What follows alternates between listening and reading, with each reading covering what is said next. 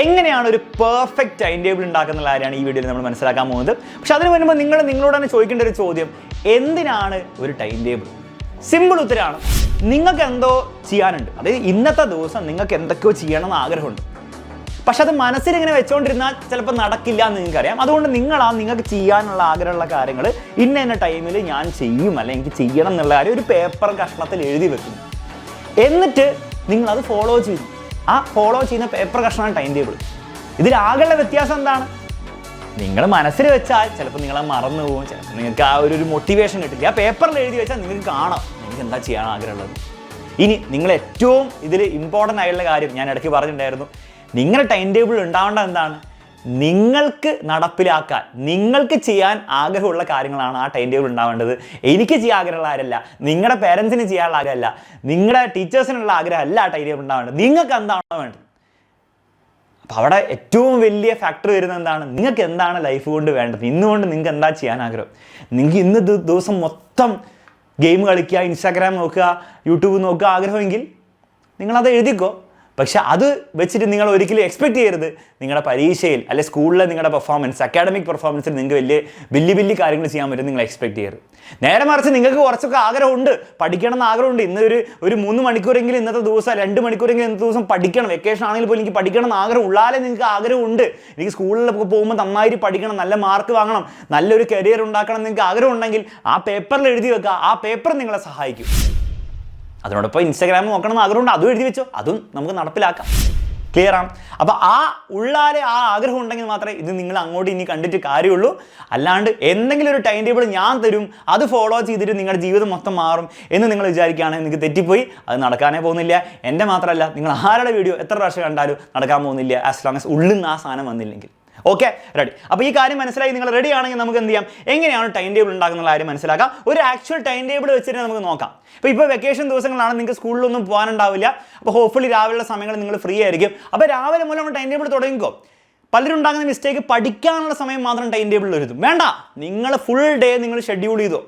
നിങ്ങളുടെ free time എല്ലാം നിങ്ങൾ ഷെഡ്യൂൾ ചെയ്തോ. അപ്പോൾ രാവിലെ നിങ്ങൾ 7 മണിക്കാണ് എനിക്ക് 7 മണി മുതൽ 9 മണി വരെ നിങ്ങൾ എന്തായാലും പഠിക്കാൻ പോകുന്നുണ്ടാവില്ല. എനിക്കറിയില്ല, ഞാൻ സാമ്പിളാണ് കാണിക്കുന്നത്. നിങ്ങൾക്ക് ഇതിനനുസരിച്ച് നിങ്ങളുടെ ചേഞ്ച് ചെയ്യാം. ഇപ്പം ഞാനാണ് 10ാം ക്ലാസ്സിലോ പ്ലസ് ടു ഇല്ലെങ്കിൽ ഞാൻ ചിലപ്പോൾ രാവിലെ 7 മണിക്ക് ഒന്നും പഠിക്കാൻ പോകുന്നില്ല. ഞാൻ രാവിലെ 7 മണി മുതൽ 9 മണി വരെ ഞാൻ എന്ത് ചെയ്യും, ബ്രേക്ക്ഫാസ്റ്റ് ഒക്കെ കഴിക്കും, ഞാൻ ചില്ലടിക്കും. ചില്ലടിക്കുക എന്ന് പറഞ്ഞാൽ ഞാൻ ചിലപ്പോൾ ഇൻസ്റ്റാഗ്രാം നോക്കും, ചിലപ്പോൾ യൂട്യൂബ് നോക്കും, എൻ്റെ രീതിയിൽ ഓക്കെ, ഫ്രണ്ട്സിൻ്റെ അടുത്ത് സംസാരിക്കും, വാട്ടെവർ. ഈ വിഷയമുള്ള കാര്യമല്ല, ഞാൻ പഠിക്കാൻ പോകുന്നില്ല സമയത്ത്. പക്ഷേ നിങ്ങളപ്പോൾ പഠിക്കുമെങ്കിൽ നിങ്ങൾ എഴുതി വെച്ചോ. ഇനി ഈവൻ ബെറ്റർ, ഈ ചില്ലെന്ന് പറഞ്ഞാൽ നിങ്ങൾ എന്താ ഉദ്ദേശിക്കുന്ന ആരും കൂടെ എഴുതി വെച്ചോ. ഞാനാണ് അത് പ്രോപ്പറായിട്ട് എൻജോയ് ചെയ്ത് ചെയ്യാലോ. അത് കഴിഞ്ഞിട്ട് ഞാൻ എന്ത് ചെയ്യും, 9 മണിയാകുമ്പോൾ ഞാൻ പഠിക്കാൻ തുടങ്ങും. അല്ലെങ്കിൽ പിന്നെ ഞാൻ ടൈം ടേബിൾ ഉണ്ടാക്കിക്കൊണ്ടിരിക്കുന്നതിൽ കാര്യമില്ല. മൊത്തം ചില്ല് ചെയ്യാനാണെങ്കിൽ 10:30 വരെ 1.5 മണിക്കൂറിൽ കൂടുതൽ ഒരു സ്റ്റഡി സെഷൻ കൊണ്ടുപോകാതിരിക്കുകയാണ് നല്ലത്. ആ 1.5 മണിക്കൂറിൽ ഇടയ്ക്ക് ഒരു ബ്രേക്ക് എടുക്കുക. ഒരു 40 മിനിറ്റ്സ് കഴിയുമ്പോൾ ഒരു 5 മിനിറ്റ് ബ്രേക്ക് എടുക്കാം. ഓക്കെ, അതിൽ ഞാൻ പഠിക്കുമെന്ന് മാത്രം എഴുതി വെച്ചാൽ പോരെ, എന്ത് പഠിക്കും എന്ന് എഴുതണം. അപ്പോൾ അവിടെയാണ് നിങ്ങളുടെ ബാച്ചിൽ ജോയിൻ ചെയ്ത് കൂട്ടിയാണ് നിങ്ങളുടെ ബാച്ചിലെ ടൈം ടേബിൾ വരുന്നത്. ഇപ്പോൾ നിങ്ങൾ പ്ലസ് 2 ബാച്ചിൽ ജോയിൻ ചെയ്തവരാണ്, അന്ന് നിങ്ങൾക്ക് കാണാനുള്ള വീഡിയോസ് ഉണ്ട്. അപ്പോൾ ഇന്ന് കാണാനുള്ള May 2 കാണാനുള്ള വീഡിയോസ് ആണുള്ളത്. അപ്പോൾ അത് തന്നെയാണ് നിങ്ങൾ ഫസ്റ്റ് ചെയ്യേണ്ടത്. അല്ലാണ്ട് വേറെ എന്തെങ്കിലും തോന്നിയല്ല നിങ്ങൾ പഠിക്കേണ്ടത്. നിങ്ങൾ SLC ബാച്ചാണോ വാട്ടെവർ, ഇപ്പോൾ ഞാനിപ്പോൾ ഫസ്റ്റ് കാണിച്ച SLC ബാച്ചാണ്, പ്ലസ് 2 ഇയർ ബാച്ചാണ്, നിങ്ങൾക്ക് അതിൻ്റെ ടൈം ടേബിൾ ഉണ്ടാവും. അതാണ് നിങ്ങൾ കാണേണ്ടത്. ഓക്കെ, ഇനിയിപ്പോൾ നിങ്ങൾക്ക് എന്ത് ചെയ്യാം, നിങ്ങൾക്ക് ഓൾറെഡി പെൻഡിങ് ആയിട്ടുള്ള നിങ്ങൾ കാണേണ്ടിയിരുന്ന കാര്യങ്ങൾ നിങ്ങൾ കാണാത്തതുകൊണ്ട് അതും നിങ്ങൾ അതിൽ ഇൻക്ലൂഡ് ചെയ്യാം. അപ്പോൾ നിങ്ങളുടെ ഫ്രീഡമാണിത്. പക്ഷേ മിനിമം അന്നത്തെ ടൈം ടേബിളിലുള്ള കാര്യങ്ങൾ നിങ്ങൾ അത് കണ്ടിരിക്കണം. അത് ഫസ്റ്റ് തന്നെ കണ്ടു തീർന്നാൽ പരിപാടി തീർന്നു, അന്ന് ചെയ്യാനുള്ള കാര്യം തീർന്നു. ഓക്കെ, അപ്പോൾ ആ ലേണിംഗ് വീഡിയോസാണ് നിങ്ങളിവിടെ ഫസ്റ്റ് തന്നെ കൊടുക്കാൻ വേണ്ടി ശ്രമിക്കേണ്ടത്.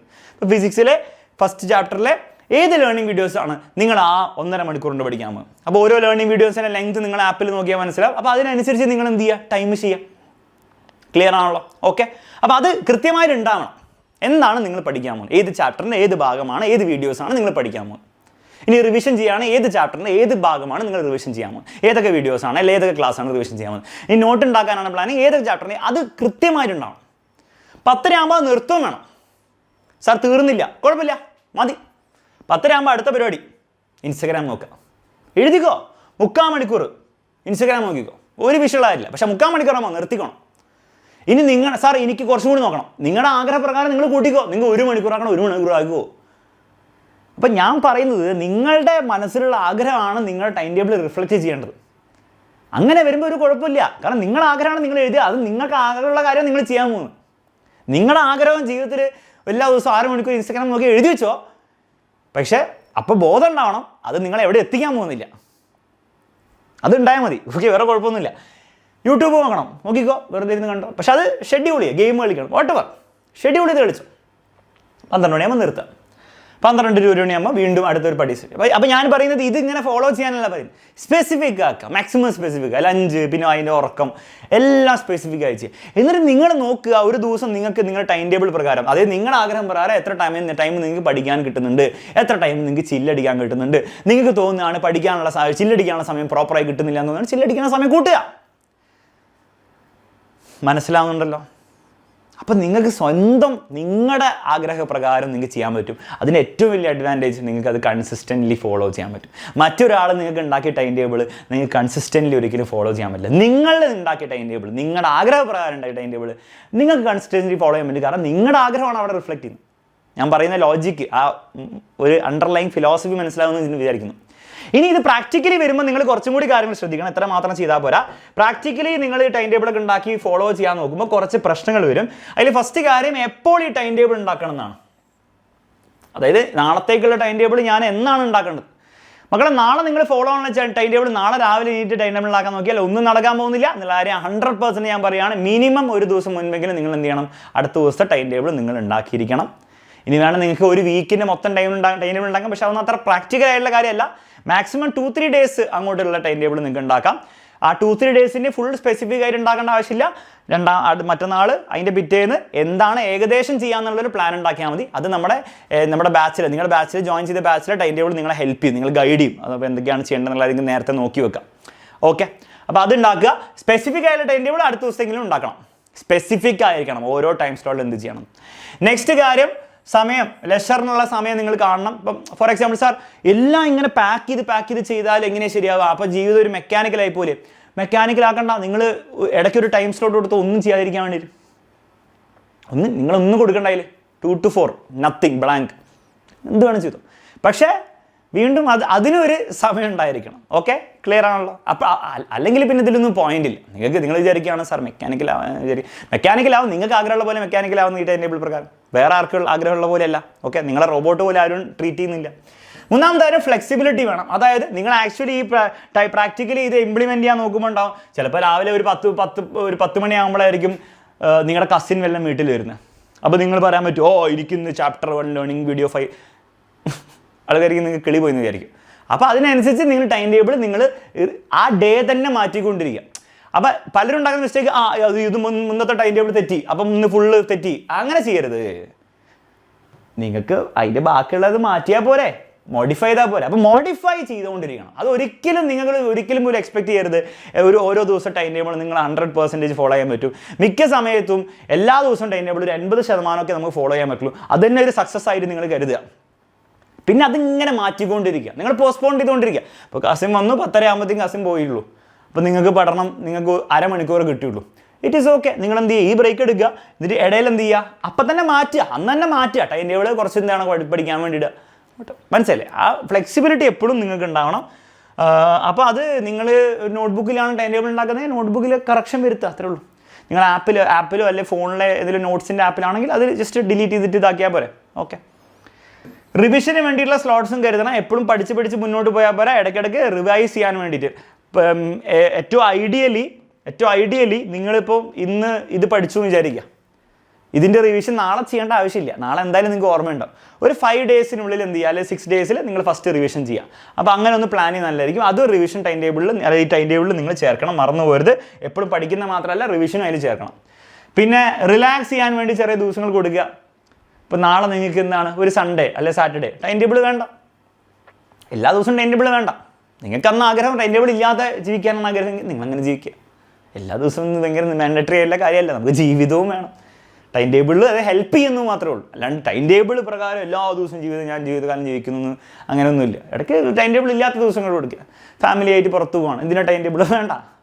ഓക്കെ, കൺസിസ്റ്റൻസി ഇതിൽ വളരെ ഇമ്പോർട്ടൻ്റ് ആണ്. ഓക്കെ, അപ്പോൾ ഇതിൽ നിങ്ങൾ ശ്രദ്ധിക്കേണ്ട കാര്യം, ഇടയ്ക്കുള്ള ചില ദിവസങ്ങളിൽ നിങ്ങൾക്ക് ഇതിൽ ഒന്നും ചെയ്യാൻ പറ്റാത്ത വരും, നിങ്ങൾക്ക് തീരെ മോട്ടിവേഷൻ ഇല്ലാത്ത അങ്ങനത്തെ അവസ്ഥയിൽ വരും. അത് നാച്ചുറലാണ്. അതിൻ്റെ അർത്ഥം ഒരിക്കലും എന്നല്ല ഈ ടൈം ടേബിൾ പരിപാടി വർക്ക് ആവുന്നില്ല എന്നല്ല. അത് അന്നത്തെ ദിവസം വർക്ക് ആയില്ല, ചിലപ്പോൾ അടുത്ത ദിവസം വർക്ക് ആവില്ല. പക്ഷെ അത് നിങ്ങൾക്ക് വീണ്ടും അടുത്ത ദിവസങ്ങളിൽ നിങ്ങൾക്ക് ആ മോട്ടിവേഷനൊക്കെ തിരിച്ച് കിട്ടും എന്നുള്ളൊരു ഒരു ഉള്ളിൻ്റെ ഉള്ളിൽ ആ ബോധം ഉണ്ടായിരിക്കണം. അല്ലാണ്ട് 2 ദിവസം ഇത് വർക്കായില്ല, അതുകൊണ്ട് ടൈം ടേബിൾ പരിപാടിയിലൊന്നും എൻ്റെ ജീവിതത്തിൽ വർക്കാവില്ല എന്ന് നിങ്ങൾ വിചാരിച്ചു കഴിഞ്ഞാൽ വർക്കാവില്ല, അത്രേ ഉള്ളൂ. ഓക്കെ, നിങ്ങൾ ഈ പരിപാടി നിർത്തും, പിന്നെ ഒരു പരിപാടി വർക്കാവില്ല. അപ്പോൾ നിങ്ങൾ മനസ്സിലാക്കേണ്ടത് ഇടയ്ക്കുള്ള ദിവസങ്ങൾ, ചില ദിവസങ്ങളിൽ ഇത് തീരെ വർക്കൗട്ട് ആവാത്ത ലെവലിലേക്ക് വരും. പക്ഷെ നിങ്ങൾ മനസ്സിലാക്കി ഇറ്റ് ഇസ് ഓക്കെ. ഞാൻ ലോങ് ടേമിലേക്കാണ് ചിന്തിക്കുന്നത്, അല്ലാണ്ട് നാളെയും മറ്റന്നാളും മാത്രം അല്ല എൻ്റെ ജീവിതത്തിലുള്ളത്. ഞാൻ ലോങ് ടേമിലേക്കാണ് ചിന്തിക്കേണ്ടത്.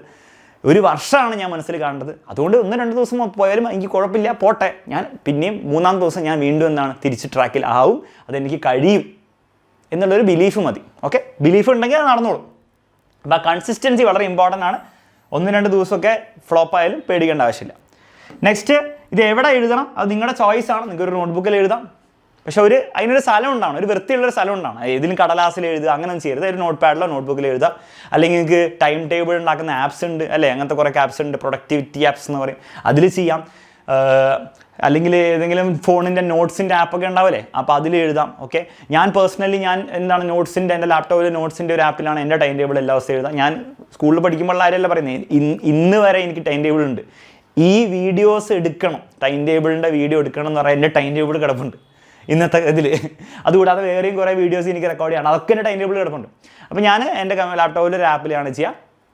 ഡസൻ മാറ്റർ നിങ്ങൾ എവിടെ ചെയ്താലും നിങ്ങൾക്ക് കംഫർട്ടബിൾ ആയിട്ട് ചെയ്യുക. ഇടയ്ക്ക് വേണം മാറ്റാം. അപ്പോൾ ഞാനും ഇടയ്ക്ക് മാറ്റും. ഇടയ്ക്ക് എന്താണ് എനിക്ക് ആ ടൈം ടേബിളിൽ ഞാൻ ഇപ്പോൾ ഉപയോഗിക്കുന്ന ആപ്പിൽ എനിക്ക് ഇടയ്ക്ക് മടുക്കും, കുറച്ച് കഴിയുമ്പോൾ എനിക്ക് ഭയങ്കര ബോറിംഗ് ആവും. അപ്പോൾ ഞാൻ ആപ്പ് മാറ്റും.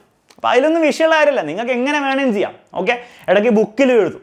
അപ്പോൾ അതൊന്നും വിഷയമുള്ള കാര്യമല്ല, അതിലൊന്നുമല്ല കഥ. നിങ്ങൾ ഇത്രേ ആലോചിക്കേണ്ടതുള്ളൂ. നിങ്ങൾക്ക് ഓരോ ദിവസവും ചെയ്യാൻ ആഗ്രഹമുള്ള കുറച്ച് കാര്യങ്ങൾ നിങ്ങൾ മനസ്സിൽ വെച്ച് കഴിഞ്ഞാൽ അത് നടക്കില്ല എന്ന് നിങ്ങൾക്കറിയാം. അത് പേപ്പറിലേക്ക് ആക്കി അത് ഫോളോ ചെയ്യാം.